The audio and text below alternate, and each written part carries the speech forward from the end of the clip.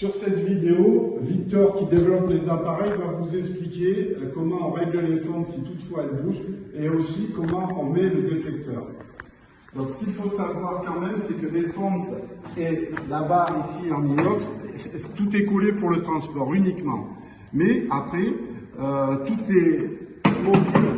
Vous devez le comprendre très facilement, c'est pour avoir les dilatations requises par rapport à un appareil qui monte rapidement en température. Donc Victor commence à enlever les côtés qui vont servir à caler la fente. D'accord ?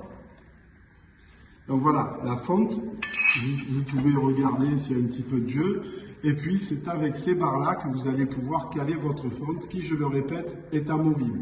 Hein, on est d'accord ? Là c'est collé pour le transport, mais normalement tout bouge. Donc Victor va remonter. Ça, c'est les réglages latéraux.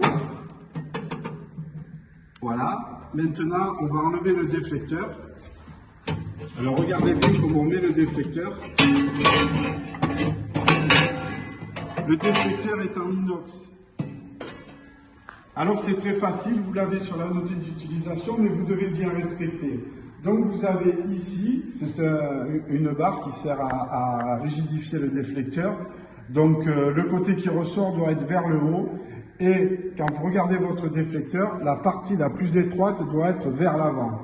Ça veut dire que là vous êtes sur le haut de votre appareil, là sur l'arrière. Et Victor va vous mettre le déflecteur sur les 4 plots au-dessus de cette grille qui sert au passage d'air secondaire qui est collé uniquement pour le transport. Ça veut dire qu'en temps normal, elle est amovible et elle est posée sur ces fentes qui elles aussi sont amovibles.